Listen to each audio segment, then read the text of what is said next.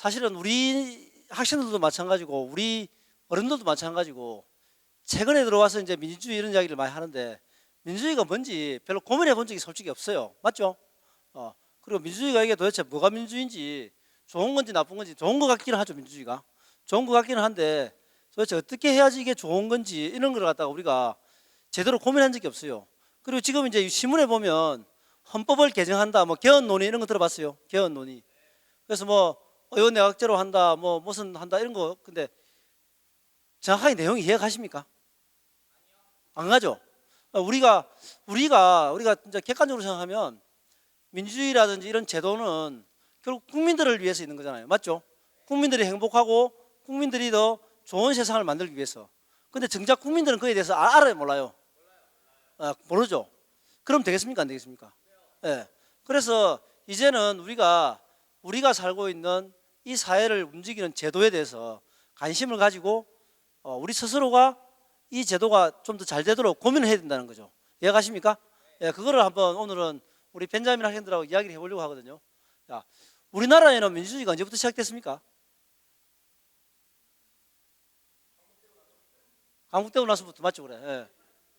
예. 옛날에 언제입니까, 근데? 하여튼 좀 오래된 것 같죠? 예. 그러니까 우리나라는 이제 뭐 더 고조선까지 갈 거 없이 조선시대가 끝나면서 일본 놈들이 들어왔잖아요. 쳐들어왔잖아요. 그죠? 그래서 일본 놈들이 와가지고 우리가 일제시대가 들어봤어요. 일제시대가 끝나고 해방이 됐죠. 해방이 되고 뭐 그러다가 전쟁이 6.25 전쟁이 일어났죠. 6.25 전쟁이 일어나면서 그 뒤에 이제 우리가 북한하고 남한하고 휴전선이 꺼졌잖아요. 그 뒤로 처음에는 우리나라가 전쟁에 잿더미에 있을 때 이 사실상 미국에 의해서 나라가 이게 안정이 됐거든요. 그 당시에 이제 사실은 이제 해방 이후, 그다음에 전쟁 이후, 그 사이에 우리나라 민주주의라고 하는 게 서류상으로만 들어왔거든요. 그때는 우리가 밥도 못 먹을 때잖아요. 원래 우리가 6.25 사변 이후, 전쟁 이후에는 세계에서 제일 못 사는 나라였거든요. 진짜 못 사는 나라라서 민주주의라는 걸 이야기하기에는 배가 고파가지고 진짜 죽을 것 같은데 무슨 민주주의예요? 그래서 어떤 사람이 이런 이야기 들어봤어요. 한국에서 민주주의를 이야기하는 것은 쓰레기통에서 장미를 구하는 것 같다. 이야기 들어봤어요? 그런 말? 안 들어봤어요? 안 들어봐도 괜찮아요. 제가 이야기해 줄게요. 그런 이야기를 할 정도로 우리나라에서 민주주의를 이야기하기에는 너무 못 살았단 말이에요. 근데 그래서 일부 이제 그 유학을 갔다 온 사람들이라든지 또 미국의 어떤 힘에 의해서 우리나라가 제도가 만들어졌거든요. 우리 국민들하고 상관없이. 그래서 근데 지금 우리가 쓰고 있는 이 이제 민주주의라는 거는 법적으로 보면 헌법에 나와 있거든요. 헌법 들어봤어요? 예. 요즘 헌법재판소가 유명하잖아요. 헌법재판소가 재판하는 기준이 뭐예요? 뭐에 따라서? 그렇지. 헌법의 가치에 따라서 한다. 이런 거 이야기 들어봤죠? 예. 그게 이제 헌법이에요. 헌법. 우리가 이게 민주주의다. 뭐 이런 거는 우리가 헌법에 규정이 돼 있어요. 헌법에. 이해가십니까?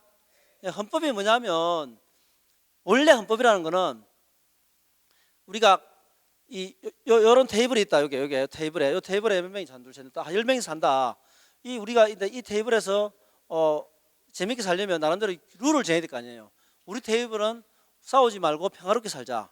그리고 뭐 문제가 있을 때는 몇 명이서 발씨름을 해서 결정하자. 뭐 이렇게 서로 합의가 있을 거잖아요. 나라도 마찬가지거든요. 이 대한민국이라는 나라가 있으면 여러 가지 분쟁과 갈등이 많잖아요. 그리고 대한민국은 뭘 지향할 것인가, 이런 국민적인 합의, 우리나라는 이러한 나라를 만들자.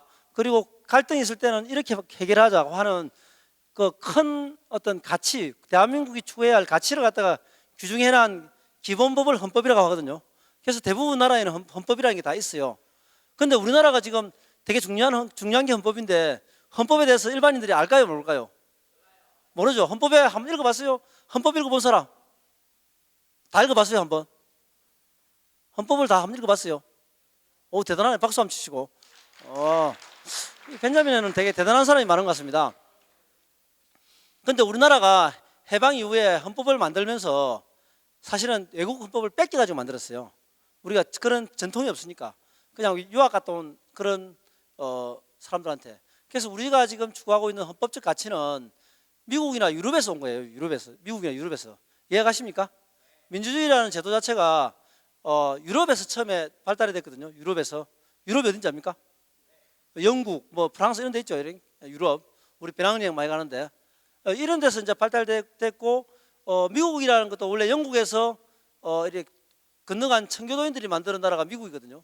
그래서 영국, 유럽, 미국 이런 데서 사실 발달되어 있던 게 이 민주주의 제도예요. 그런 것들이 우리나라가 해방되고 또 6.25 전쟁을 거치면서 우리나라에 이식이 된 거예요. 이식이 뭔지 아세요?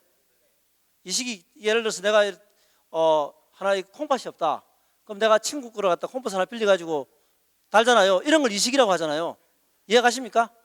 예, 우리나라가 갑자기 일본 놈들이 지배를 하다가 갑자기 일본 놈들이 도망을 가버렸어요. 그러면 우리나라를 다 나름대로 이렇게 통치할 제도가 새로 만들어져야 되잖아요. 맞죠? 새로 만들어져야 되고 예를 들면 일본 일제시대 때 그 우리나라를 다스렸던 뭐 경찰관들 뭐 또 총독 또 뭐 이런 사람들 많이 있을 거 아니에요. 군인 뭐 이런 거 일본 그런 사람들이 갑자기 일본이 패망했잖아요. 미국에서 원자폭탄을 그 일본에 떨어뜨렸지 않습니까? 그건 아십니까? 어떻게 알아요? 그때 태어나지도 않았는데 대단하네. 그런 일이 있었대요. 저도 그때 태어나지 않아서 모르는데 그래가지고 갑자기 일본이 망하게 된 거예요. 그러면은 갑자기 여기 저 천안시장도 일본 사람이 뭐 그래서 뭐 일본 사람이 천안시장 하다가 갑자기 망했으니까 도망갈 거 아니에요. 일본으로 도망갈 거 아니에요. 그러면은 그때 갑자기 이 행정의 공백이 생긴 행정과 치안의 공백이 생길 거 아닙니까? 그리고 일본 놈들이 만들어 놓은 제도가 다 이제 제도가 효력이 없어질 거 아니에요. 그러면은 뭔가 새롭게 우리나라를 디자인을 해서 만들어야 될 거 아니에요. 그래서 우리 민족 국민들이 이제 새롭게 우리나라를 어떻게 만들까 고민하고 있는 찰나에 미군정이 우리나라에 들어온 거예요. 이해가십니까? 그래서 미군정이 들어오면서 미국식 제도를 가지고 우리나라를 세팅을 한 거예요. 말하자면 이 땅과 사람은 한국 조선 사람인데 미국 사람들의 쓰던 제도를 가지고 정치 제도라든지 정신을 갖다가 이게 세팅을 한 거예요. 그래서 제가 이식이라고 하는 거예요. 이해가십니까? 네. 그래서 처음에는 우리나라 국민들은 민주주의에 대해서 잘 몰랐어요. 잘 몰랐는데 그냥 서류상으로 법적으로만 민주주의를 채택한 거예요. 이해가죠? 그래서 근데 우리가 지금 이 우리나라가 지금 나라의 헌법에 기준되어 있는 자유민주주의 이걸 이해하기 위해서는 이 자유민주주의가 어떻게 해서 만들어졌는지 이걸 알아야 될 거 아니에요. 이해가십니까? 예. 그래서 자유민주주의가 기본적으로 추구하는 게 뭔지 이걸 알아야 되거든요. 이걸 알아야지 이 지금 우리나라 사회가 왜 이러냐 이걸 알 수가 있는 거예요. 이해가십니까? 예. 그래서 우리가 자유민주주의 들어봤어요? 예. 헌법재판소에서 뭐 할 때 이렇게 대한민국은 자유민주적 기본 질서를 기본으로 한다 이런 말이 나와요. 들어봤어요? 원래 지금 우리가 쓰고 있는 이런 모든 제도도 서양에서 들어왔어요. 서양에서. 이해가십니까? 서양이라고 하면 유럽, 미국이에요. 원래 세계의 중심이 고대에서는 로마나 그리스가 중심이었어요. 그게 유럽으로 처음에는 로마로 왔어요. 로마로 중세시대. 그 다음에 유럽으로 왔어요. 그 다음에 미국으로 왔어요. 미국에서 지금 세계 중심이 아시아로 오고 있어요. 이해가십니까? 그래서 세계 중심이 지금 미국에서 아시아로 오는데 아시아에 어느 나라로 오는지 아세요? 중국? 한국? 대한민국으로 지금 오고 있단 말이에요. 지금 아시겠어요? 느끼십니까? 와, 이 느끼지는가 보네. 진짜 잘 안 느끼지는데 지금 대한민국의 이 세계에 이만열 교수님 아세요? 이만열 교수님? 어떻게 아세요? 올라왔어요? 이만열 교수님이 백인이잖아요. 백인. 그분이 원래 미국 사람이거든요. 미국 사람인데 그 사람이 하버드에서 박사를 하신 분이에요. 그분이 지금의 어떤 유럽이나 미국에서 이 민주주의, 지금의 민주주의는 항상 자본주의와 결합이 되어 있어요. 경제적으로. 민주주의와 자본주의는 조폭 집단이다 이렇게 이야기를 하세요. 이거는 인간을 위한 것이 아니고 조폭 사회와 마찬가지다. 그래서 새로운 가치를 찾아야 된다. 인류가 행복하고 평화롭기 위해서는 새로운 가치를 찾아야 된다. 지금 서양에서 만들어진 민주주의나 자본주의 가치로는 더 이상 인류의 희망이 없다. 이런 이야기 이번에 하셨어요? 비슷한 이야기를 했어요. 예. 그래서 새로운 가치를 찾기 위해서 이분이 아시아로 온 거예요. 처음에는 대만에서 공부를 했어요. 대만에서. 중국에 가면 공자도 있고 맹자도 있으니까 중국에 이 세상을 구할 뭐런 새로운 가치가 있을 거라 생각하고 중국에서 공부를 했단 말이에요. 근데 중국에서도 그걸 찾지 못했어요. 일본 가서 공부를 했단 말이에요. 일본에서 그게 없었어요. 근데 한국에 오니까 그 가치가 있더라 이 말이에요. 그게 바로 한국의 홍익정신이란 말이에요. 이게 그 이만정 교수님이 지금 한국에서 이렇게 국화원까지 와가지고 벤자민 멘토를 하는 이유거든요. 그런데 우리가 이분의 말씀이 다 맞는데 이해를 하려면 도대체 서구에서 들어온 뭐 정신, 민주주의, 자본주의가 뭔지 알아야지 우리가 이야기를 할 거 아니에요. 맞습니까? 아닙니까? 우리가 뭐 서구에서 만들어진 민주주의나 자본주의가 뭔지도 모르면서 한국이 좋다 이렇게 해가지고 말이 되겠어요? 그런 걸 알아야지 홍익정신이 좋은 걸 안단 말이에요.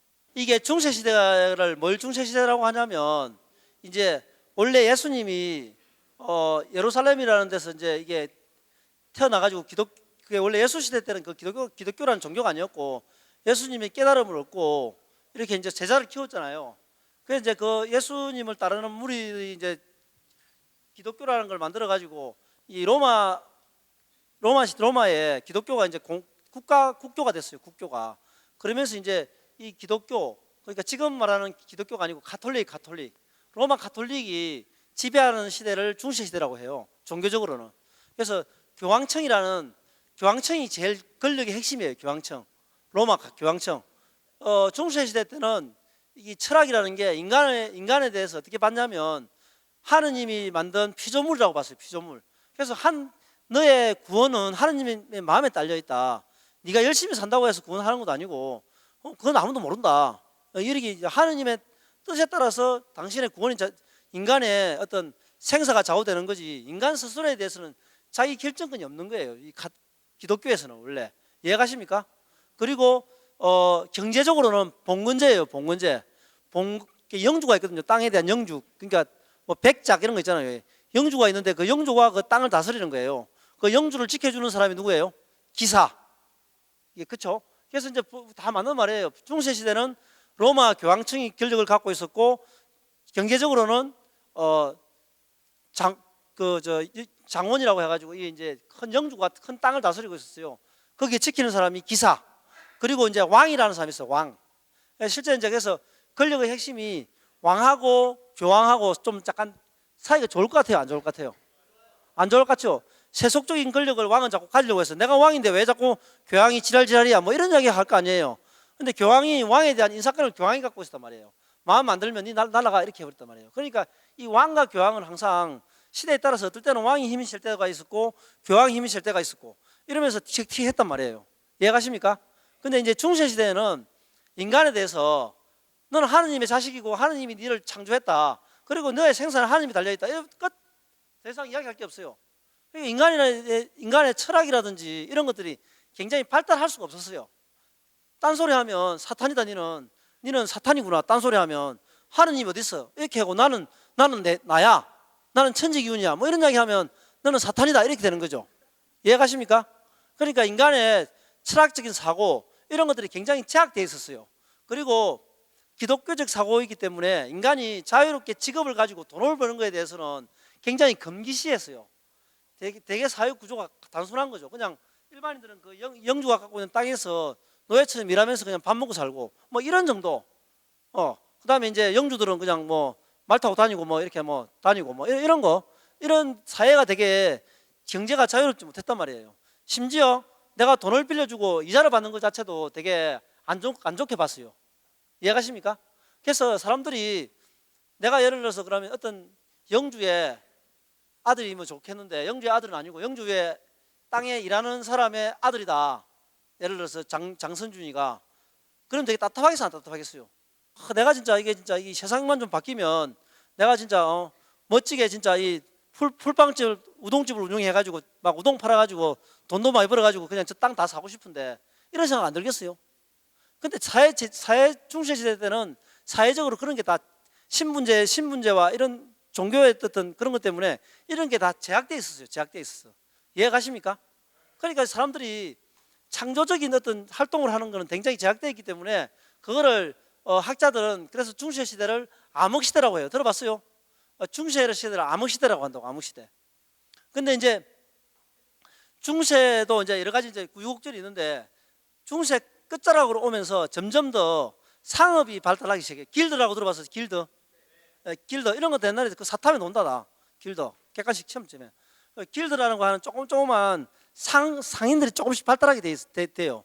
되면서 십자군 원정이라고 들어봤어요? 십자군 원정.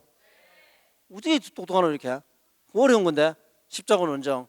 이제 이 교황 입장에서 계속 왕의 권력이 자꾸 커지는 거예요. 왕의 권력이 커지고 다 보니까 교황 입장에서 이 뭔가 더 확실한 권력을 잡아야 되겠다 싶어가지고 전쟁을 일으키는 거예요. 예루살렘이라는 데가 원래 거기가 이슬람의 성지고 또 기독교에도 성지예요. 예수님도 거기서 깨달았고 또 마호메타도 거기서 종교를 창시했단 말이에요. 근데 그 당시에만 해도 이슬람 세력들이 그 예루살렘을 점령하고 있었거든요. 그래서 이제 명분은 그거지.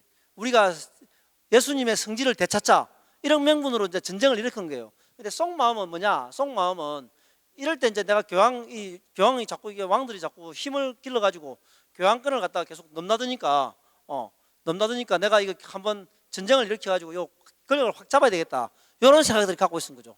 그리고 거기에 이제 상인들이 되게 많이 따랐어요. 상인들은 또 어떤 생각을 갖고 있었느냐?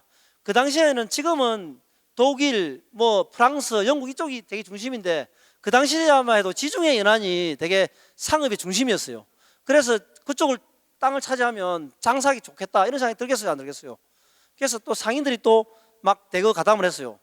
하여튼 이런 식으로 해서 또 왕은 또 나름대로 그쪽에 이제 또 새로운 제국을 건설하기 위해서 왕들도 과시를 했고 이렇게 해서 이제 십자군 전쟁이 일어났는데 첫 번째만 이기고 그다음부터 계속 박살이 났어요. 박살이 나면서 되게 이 기독교인들이 못된 짓을 많이 했어요. 같은 기독교 정파이면서도 그리스 정교라는 게 있어요. 그리스 정교 같은 기독교 계열이거든요. 근데 같은 기독교 계열인데도 무차별하게 죽여버렸어요. 그러면서 되게 이 기독교라는 로마 가톨릭이 십자군 원정이 점에서 힘이 확 사라지고 그 대신에 왕의 힘이 확 세졌어요. 이해가십니까? 왕의 힘이 세지면서 그리고 이제 이스탄불 들어봤어요? 이스탄불 그 터키 수도잖아요.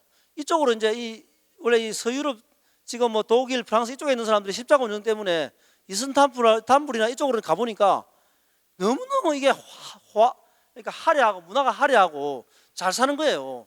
자기들은 맨날 예수님 하면서 기도만 하고 있었는데 여기 가보니까 막 양탄자가 그냥 막 깨끗해가지고 막 신발을 벗고 들어가는데 양탄자가 푹신푹신한 양탄자가 있고 막 옷도 뭐 원래 이슬람 문화가 되게 화려하잖아요. 옷도 막 좋고 집도 좋고 눈이 막 이게 비비진 거예요. 그래서 이게 뭔가 새로운 세상에 대한 눈을 뜨기 시작해요. 이해가십니까?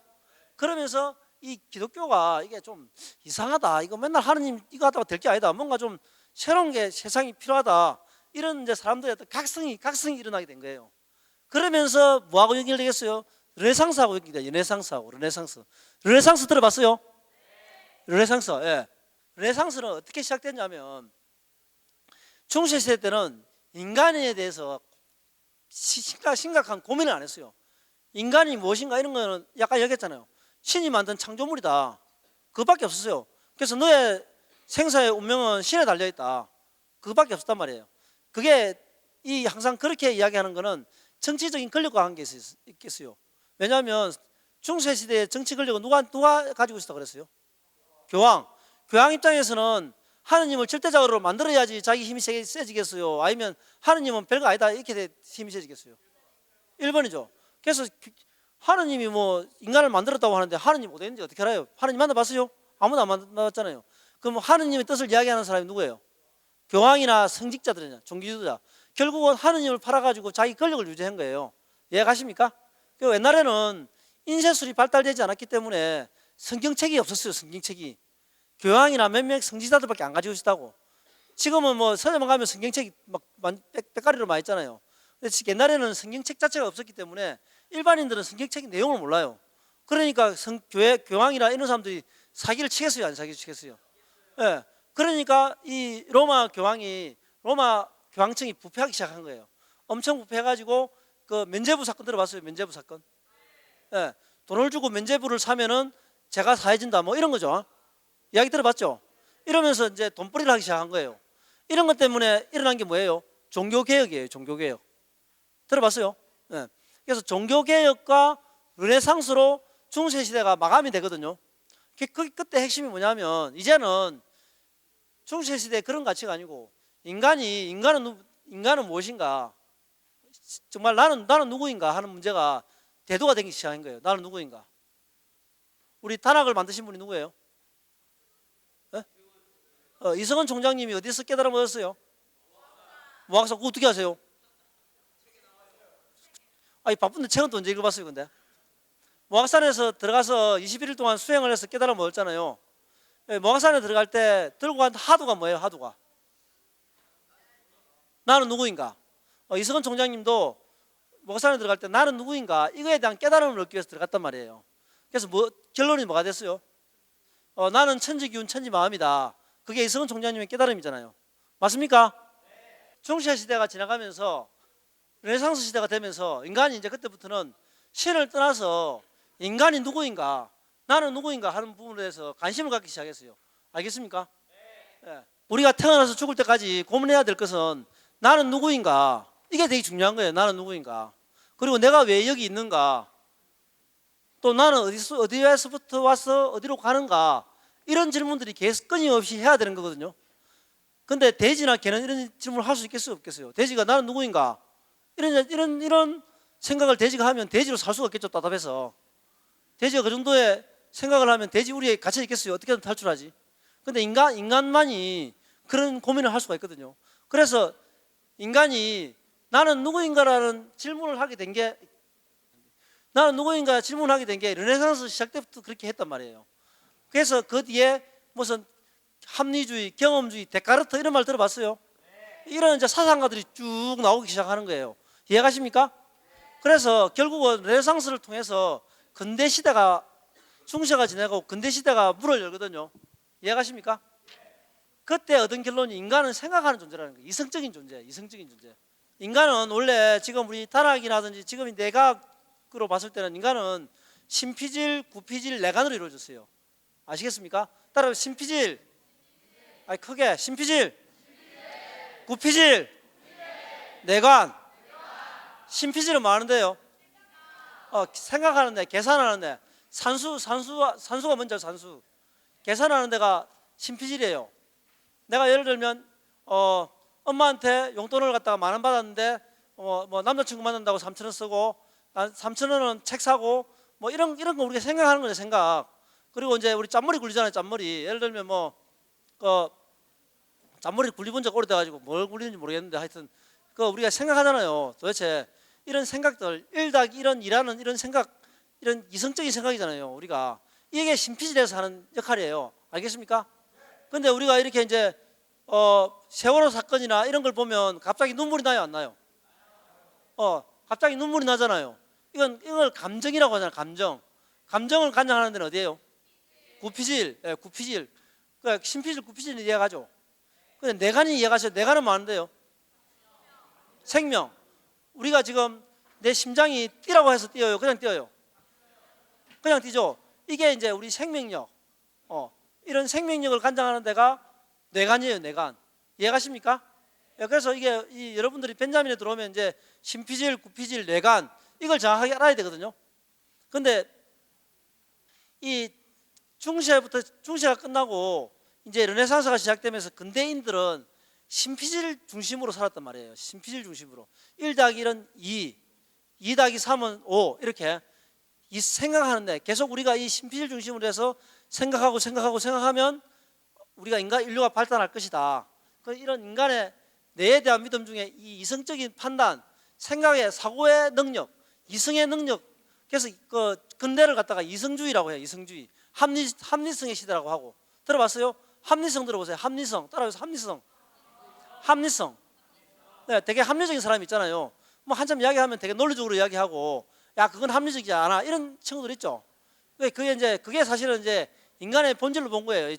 근대 시대에는.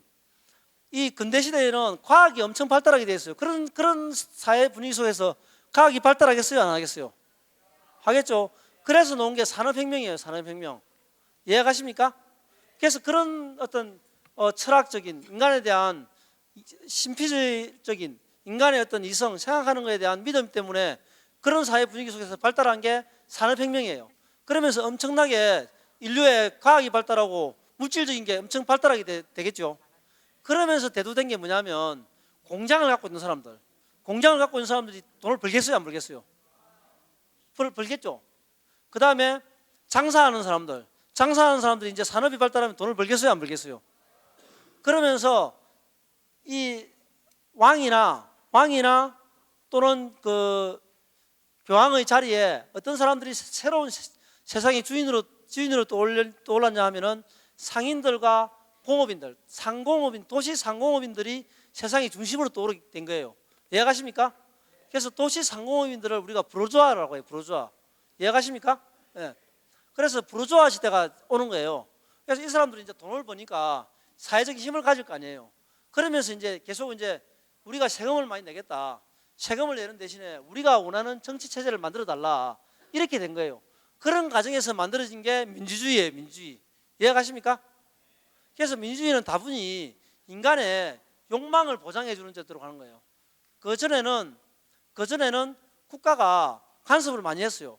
네가 직장을 가지는데도 못하게 하고, 종교도 마음대로 못 가지고, 또 어디 이사 가는 것도 못 가게 하고. 그전에는 국가가 절대 왕정이라고 해서 인간의 자유를 박탈했단 말이에요. 근데 이제 도시 상공업인들이 돈을 많이 벌면서 시민혁명 들어봤어요? 시민혁명이라는 걸 통해서 이제 왕에게 요구를 했어요. 이제 우리한테 자유를 달라. 자유와 평등을 달라. 우리도 똑같이 살 수 있도록 달라. 대신에 우리는 세금을 내겠다. 이렇게 해서 이 권력을 갖고 있는 왕과 시민들이 타협을 본 거예요. 그러면서 이 지금 현재 민주주의가 시작이 된 거예요. 그러면 자연스럽게 우리가 지금 갖고 있는 민주주의의 뿌리는 자유예요, 자유. 그 자유라는 건 뭐냐면 직업을 마음대로 가지고 또 내가 돈을 벌고 내가 재산을 모을 수 있고 이런 자유인 거예요. 그래서 이 민주주의의 핵심은 뭐냐면 사유재산권이 보장이 돼요. 사유재산권. 맞죠? 직업의 자유, 종교의 자유, 인신의 자유. 내가 제짓지 않으면, 법에 의하지 않으면 나를 잡아가지 마라. 그런 게 민주주의예요. 이해가십니까? 그래서 법치주의. 이 법치주의라는 것은 국민들한테 법에 따라서 행동하는 게 의미가 있는 게 아니고 국가가 국민들을 인권을 침해할 때는 법에 따라서 해라 이 말이에요. 법에 따라서. 법에 없는 걸 갖다가 가지고 국민들을 억압하지 마라 말이에요. 그래서 이 지금 우리나라가 가지고 있는 서양에서 온 민주주의는 국가는 함부로 이 시민들의 자유를 침해하지 마라. 되도록이면 국가는 밤에는 도둑놈을 지키고 또 외국 군대가 침입하면 그걸 막아주고 그 다음에 강도를 막아주는 정도 이것만 해라. 나머지는 우리가 알아서 하겠다 하는 게 이 원래 민주주의 사상의 기본이에요. 여기까지 이해가십니까? 그래서 이런 국가를 야경국가라 해요. 야경국가. 야경국가 들어봤어요? 그래서 내가 이 길게 이야기하는 목적이 뭐냐면 핵심은 뭐냐면 이 민주주의라는 게 완벽한 제도가 아니라는 걸 알아야 돼요. 완벽한 제도가 아니라는 걸. 나는 그거를 이야기하려고 지금 이야기하는 거거든요. 지금 서양에서 들어온 민주주의는 완벽한 민주주의가 아니에요. 이거는 우리 시민들의 힘으로 우리 국가 권력을 만들겠다. 아까 말했듯이 시민들의 힘으로 국가 권력을 만들겠다. 그리고 국가 권력은 함부로 시민들의 자유를 침해하지 말라. 이런 거예요. 이런 거. 근데 우리가 그렇게 해서 어떤 나라를 만들 것인가 하는 것에 대해서는 내용이 없어요. 우리 학생들이 벤자민에 있으면서 민주주의에 대해서 좀 공부를 해야 돼요. 민주주의에 대해서. 그래서 서양에서 들어온 민주주의가 어떤 거고 어떤 문제가 있는지. 그래서 앞으로 대한민국에서는 새로운 민주주의가 나와야 돼요. 새로운 민주주의가. 이해가십니까? 히틀러가 있잖아요. 히틀러가 나오기 그 당시에 독일에 무슨 나라가 있었는지 아세요? 바이마르 공화국이 전형적인 민주공화국이에요. 민주공화국. 근데 민주공화국에서도 히틀러가 나왔단 말이에요. 그것도 선거를 통해서. 이해가십니까? 그 민주주의 하에서도 그런 엄청난 세계에서 제일 나쁜 인간이라고 할 수 있는 나치가 탄생할 수 있단 말이에요. 그래서 지금 우리가 고민해야 될 건 뭐냐면 이미 국가 권력은 지금 다 우리가 지금 대통령 우리 선거로 뽑죠. 그리고 대통령까지 우리가 탄핵시킬 수도 있고 구속시킬 수도 있죠. 서양에서 원하는 민주주의는 이미 다 이루어졌어요. 이루어졌어. 근데도 인간이 행복해요? 안 행복해요? 안 행복하단 말이에요. 이해가십니까? 내가 말하고 싶은 건 뭐냐면 여러분들이 1년 동안 뭘 관심을 두어야 되느냐, 뭘 고민해야 되느냐 이걸 이야기하는 거예요. 서양에서 만들어진 민주주의가 절대적인 가치가 아니란 말이에요. 그게 지금 민주주의가 다 됐는데도 불구하고 세월호 사건이 터지고 지금 나라가 개판이잖아요. 학생들이 자살하고 찝시지옥의 학생들이 자살하고 세월호 사건이 터지고, 이건 민주주의가 안 돼서 그런 게 아니라 민주주의가 이미 다 됐어요. 대통령이 구속될 만큼 민주주의는 다 이루어졌단 말이에요. 그런데 왜 이런 일이 일어나느냐 하는 거예요. 왜 그렇다고 생각하세요? 민주주의는 한계에 다다랐습니다. 맞습니다. 박수.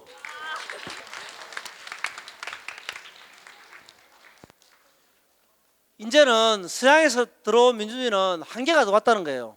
새로운 사상이 나올 때가 됐다는 거예요. 왜냐하면 서양의 민주주의가 나올 때는 국민들의 고민이 뭐냐면, 내가 어떻게 자유롭게 경제활동도 하고 종교의 자유도 가지고 내가 어떻게 자유롭게 살까. 저 국가라는 엄청난 권력을 갖고 있는 거대한 괴물을 권력을 남용하지 않고 국가가 좀 어떻게든 국민들이 뽑은 대통령이 우리를 지배를 하고 어떻게 우리의 인권을 지배하지 않게 만들까 하는 게 고민이었단 말이에요. 자, 지금 이거 잘 들어야 돼요. 자유민주주의가 처음에 만들어질 때는 이 국민들의 고민이 뭐냐면, 어떻게 우리가 자유롭게 살 수 있을까 하는 게 그게 고민이었단 말이에요. 그런데 지금 이 21세기의 인류는 제일 큰 고민이 뭐예요? 자유예요? 그게 아니잖아요. 지금처럼 자유로운 나라가 어디 있어요? 지금 제일 큰 고민이 뭐예요? 미세먼지가 제일 큰 고민 아니에요, 사실. 아니, 민주주의고 뭐이고 미세먼지가 심해가지고 맨날 천식 걸리면 행복하겠어요? 그리고 갑자기 배를 타고 갔는데 배가 뒤비지 버리면 행복하겠어요? 이제는 옛날처럼 자유와 대통령을 우리 손으로 뽑을까 하는 게 문제가 아니에요. 이제 이미 그거는 다 됐어. 지금 우리의 고민은 뭐냐면, 어떻게 자연과 조화롭게 살아갈 수 있을까?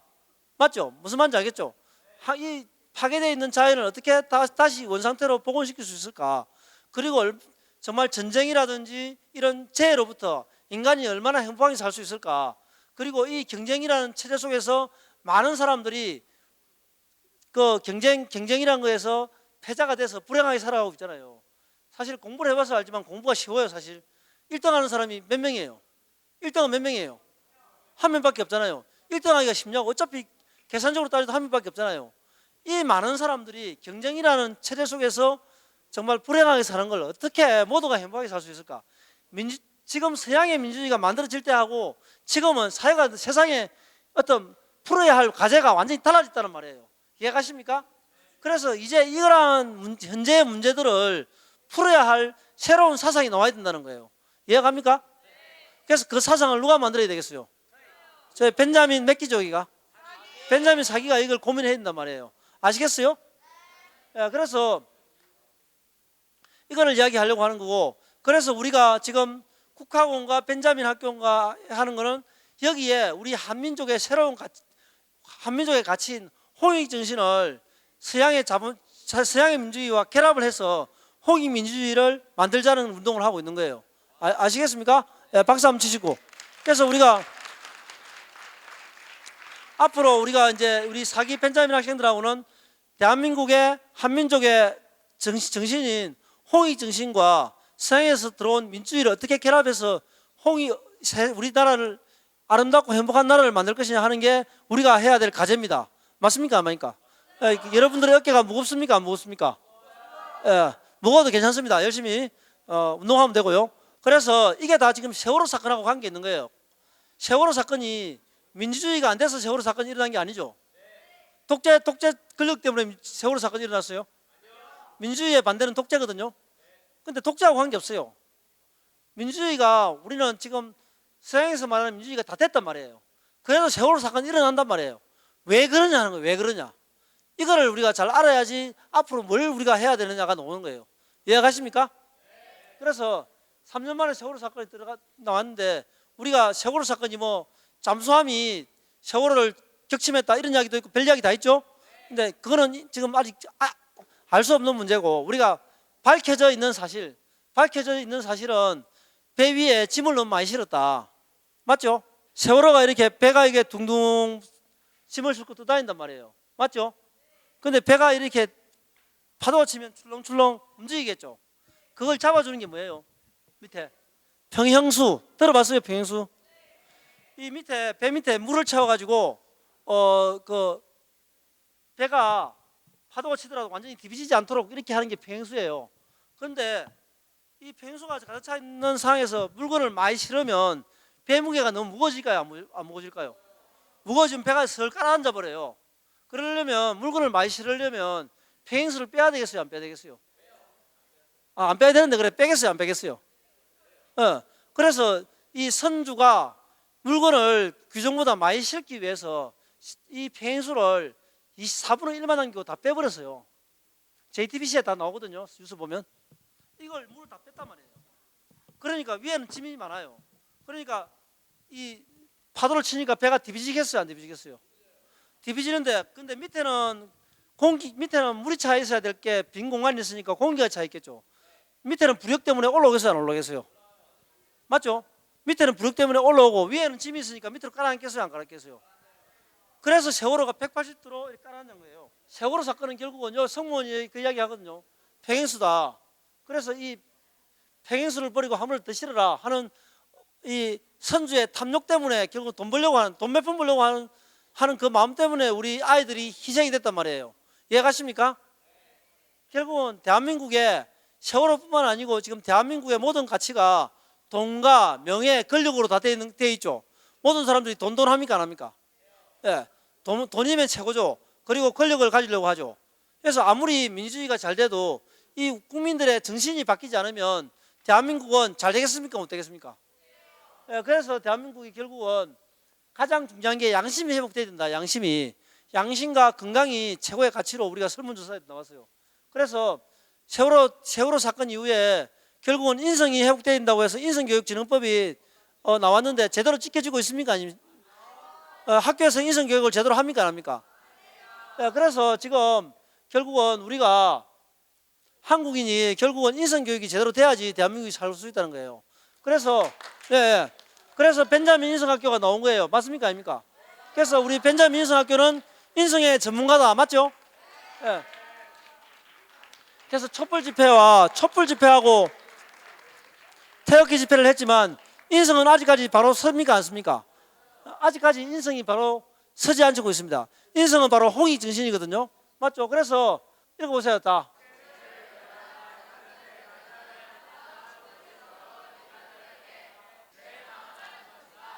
결국은 우리가 인성을 경제, 돈보다는 인성을 제대로 살리는 대통령을 뽑아야 되겠습니까? 안 뽑아야 되겠습니까? 그래서 우리 국학원에서 홍익 대통령을 지금 찾자 하는 캠페인을 하고 있어요. 자, 시작하면 도덕성, 역사의식, 홍익 철학,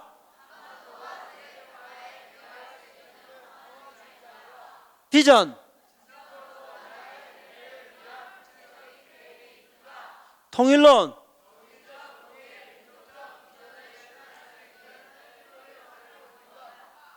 그래서 우리가 박수 한번 치고 이런 대통령이 나오면 좋겠어요? 안 좋겠어요? 그래서 이런 대통령을 만들자는 100만 서명운동을 하고 있거든요. 100만의 홍익 인간이 홍익 대통령을 뽑읍시다.